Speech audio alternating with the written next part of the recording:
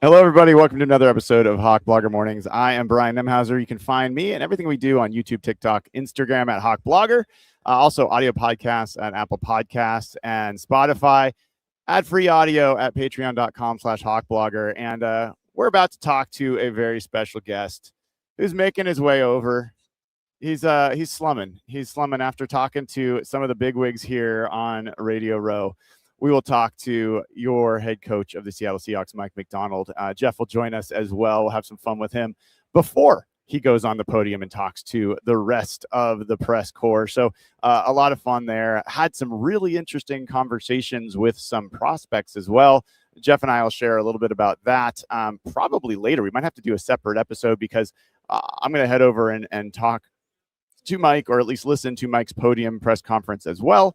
And then we'll have a little scrum of local reporters as well. So a lot of Mike Macdonald time for me, which is great. And hopefully great for you as well. I'll be uploading videos of some of the conversations, the interviews we had with some of the edge rushers that were speaking today.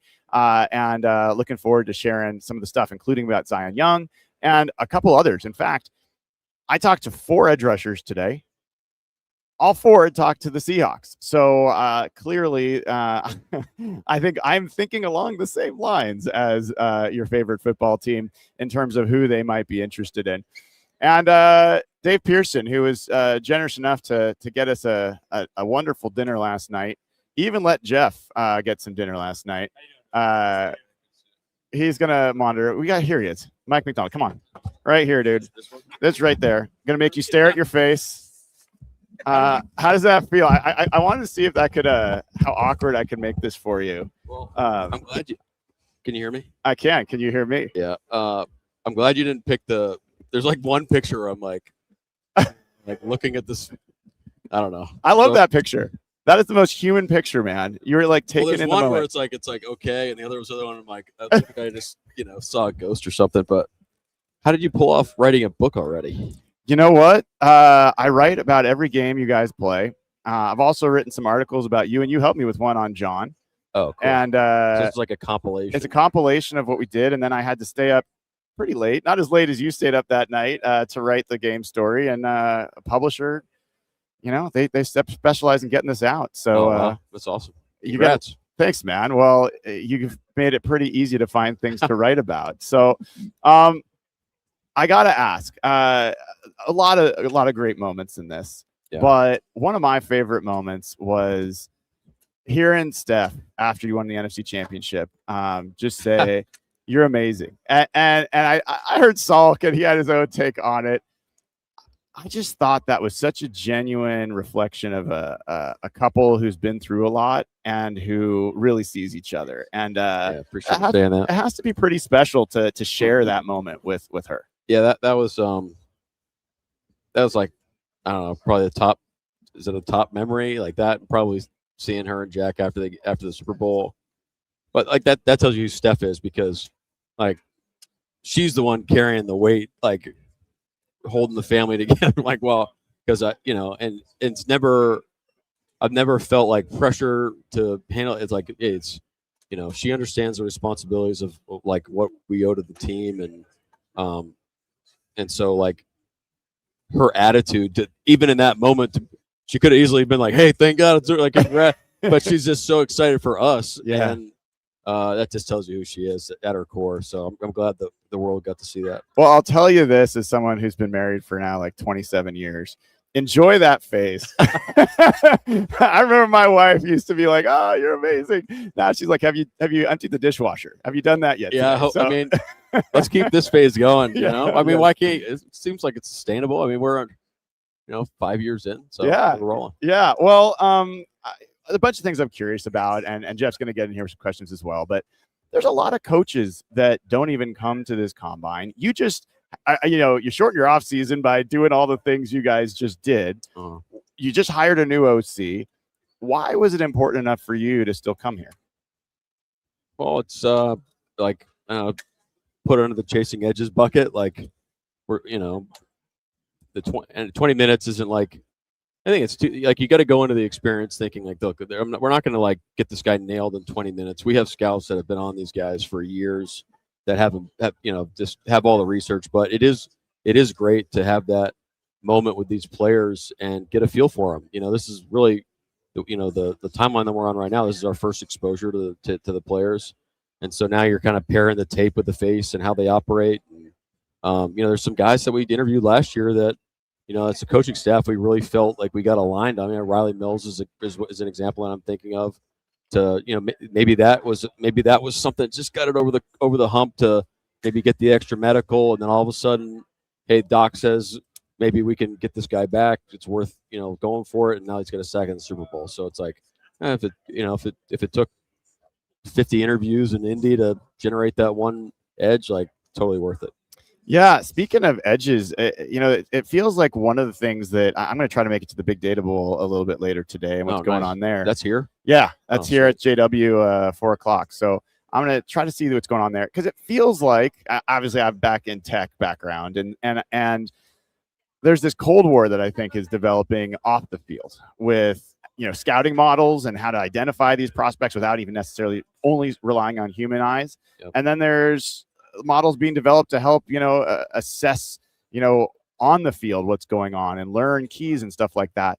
Obviously, bringing a guy like Daniel Stern, you've got Brian Ayers. How much do you think that that's an area of an edge that all NFL teams are probably going to be looking at over the next 5-10 years?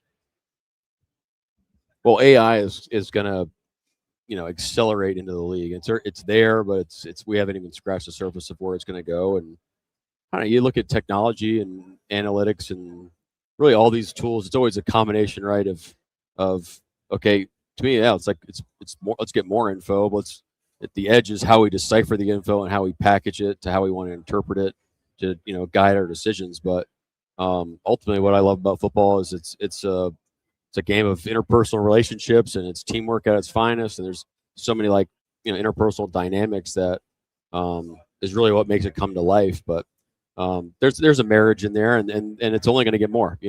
Especially with where AI is going and how you build out models, personnel wise, schematically. I feel like there's just such an area of growth in that area that could help us. But those are things that we have a lot of talent in our building, and we're going to be investigating it for sure.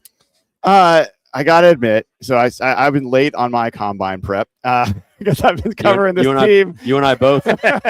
I'm watching these plays like, this guy's pretty good. Yeah. Yes, exactly. And I happened to see one guy, and I was like, wow, he kind of reminds me of Nick. And my question for you is twofold.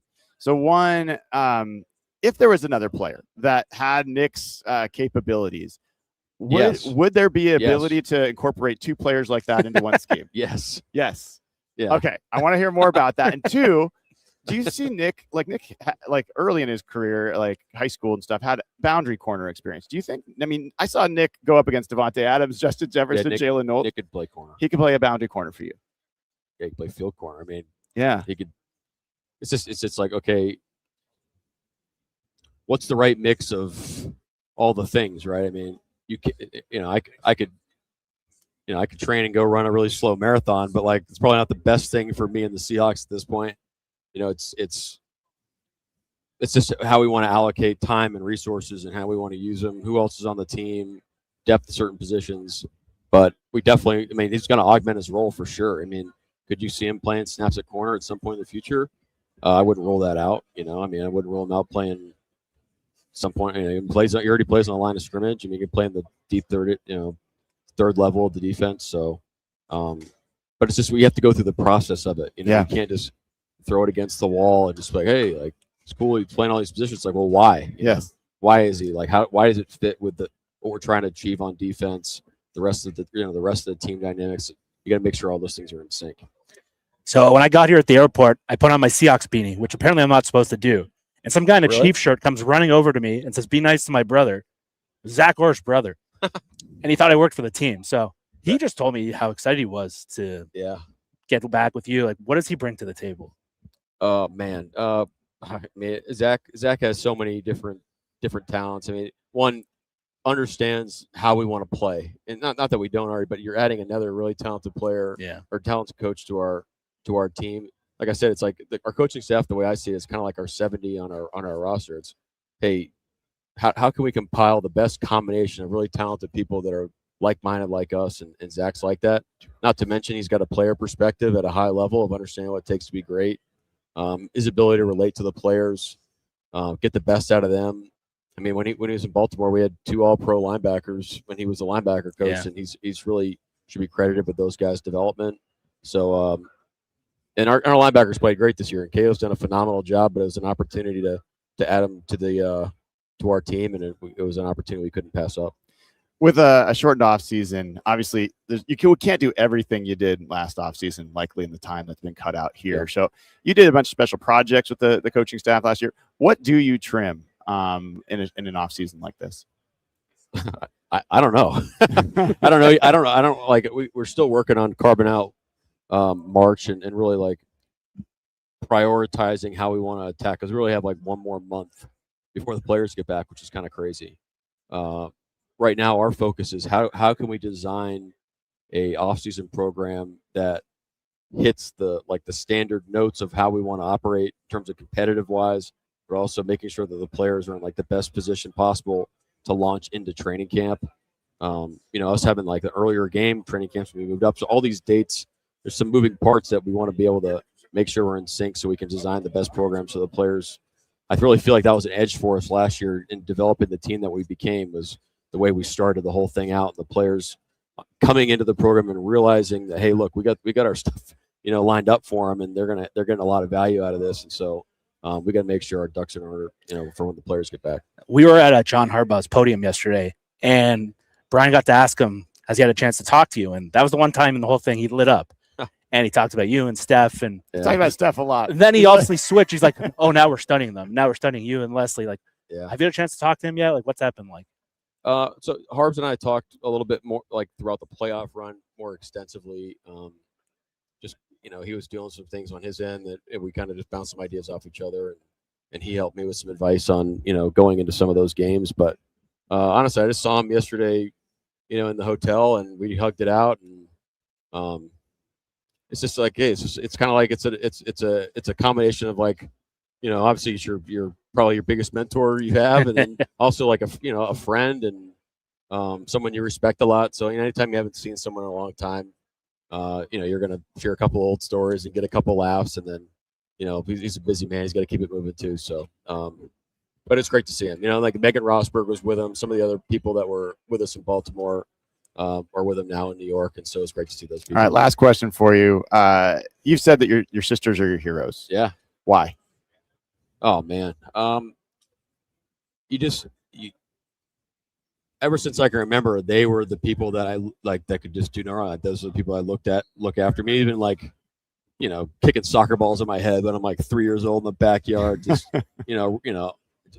But I think like the way that they have overcame adversity in their lives, and then also like really attacked like my sister Maggie. I mean, she's a stunt coordinator in Hollywood. It's like, and the way how she's her journey of like having all those things, the spirit of how she handles herself, the family that her and her husband have built is like really special.